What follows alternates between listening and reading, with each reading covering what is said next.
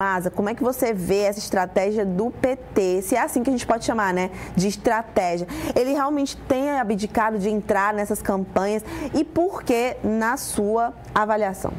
Bem, eu acho que, primeiro, na reta final, a gente deve ter uma tendência ali ao Lula se concentrar, né, em São Paulo, vai fazer esse ato com o Boulos lá.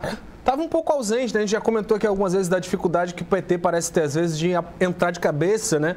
Principalmente a estrutura do partido organizada, né? Os grupos que tem lá, as relações com comunidade civil e tudo, em campanhas de candidatos que não são do PT, né? Pedir voto para outro número que não 13 é sempre um problema para os petistas, né? E, por outro lado, né? Se o Lula está aí enfurnado em São Paulo, o Jair Bolsonaro deve estar lá no Rio de Janeiro. Inclusive, hoje saiu uma das únicas pesquisas que aponta a possibilidade de ter segundo turno, né? Porque até então o Eduardo Paes ali, que é o candidato do bloco, que hoje está alinhado com Lula, apesar de ser meio independente, né? A figura do Paes lá,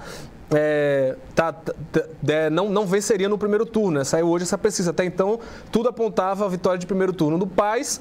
Ainda é um cenário muito possível, né? Mas dessa vez agora já aparece a chance ali do Ramagem, que é o candidato muito fortemente apoiado pela família Bolsonaro. Os filhos do Bolsonaro estão o dia todo lá colados no Ramagem, inclusive fazendo dancinha em rede social, e o escambau está com chance de ir para o segundo turno. Então eu acho que vai ter uma intensificação muito forte disso, né? O Lula vai dar as caras aí nessa caminhada do Boulos e o Bolsonaro deve ficar lá com o Ramagem.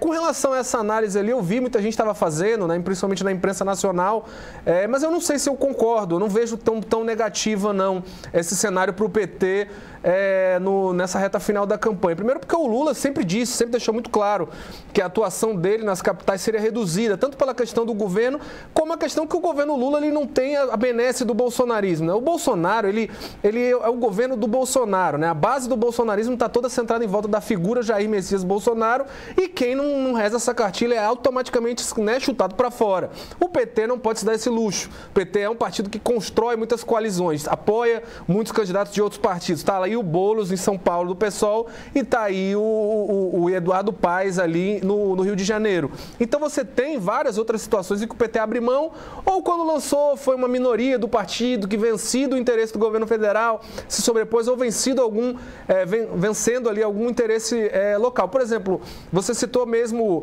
algumas cidades aí que nunca tiveram na contabilidade do PT para ter vitórias, né? Salvador é um reduto do carlismo, né? A candidatura do PT lá, historicamente, é muito mais para demarcar posição e formar quadro do que para vencer a eleição. Salvador nunca foi contabilizado, Belém menos ainda, lá ele era um vice do Edmilson, né? Então tem muitas disputas aí que tá indo mal, tá tendo uma mudança de lado, mas não é por culpa da ausência do Lula, eu diria.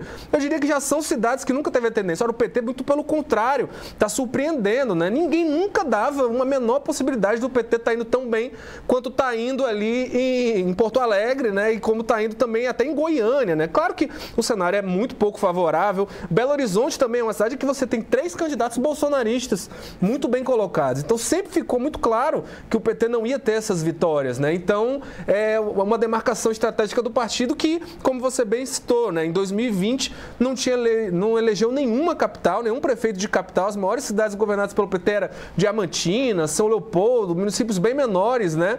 Então não consigo ver um resultado tão negativo assim quando o partido está liderando em 6 capitais e com perspectivas boas aí. Inclusive Fortaleza, né? Que é uma cidade muito importante para o PT hoje, é um dos favoritos ali disputando com o André Fernandes. Então eu acho que essa saída do Lula é estratégica, foi em poucos lugares, assim como o Bolsonaro também foi em poucos lugares, porque é o entendimento que a campanha eleitoral para os municípios é um pouco diferente, né? Às vezes prender demais nesses nomes aí acaba mais atraindo rejeição para o candidato do que coisa boa, né? E enfim, muito do que onde está tendo debandada ou o pessoal querendo apoiar outros candidatos, são municípios que eu sinceramente acho que nunca nenhum petista em sã consciência, que não seja muito torcedor, esperava uma vitória. Dizer que algum petista acreditava em vitória em Belo Horizonte ou né? Enfim, pode até acreditar ali com o impacto da campanha em campo, mas nunca esteve nas contas, né? Nunca foi precificado. Acho que Fortaleza não. Fortaleza, se o PT perde, aí é um baque grande, né? Se o Eduardo Paes perde no Rio, é um baque grande para a base do governo, tudo mais. Mas essas outras, Porto Alegre, por exemplo, ali, eu acho que não está longe de decidir e tudo mais, mas uma vitória em Porto Alegre seria algo muito mais surpreendente, né, e novo do que qualquer uma outra dessas derrotas aí. Então, enfim, vamos ver como é que vai ficar na reta final aí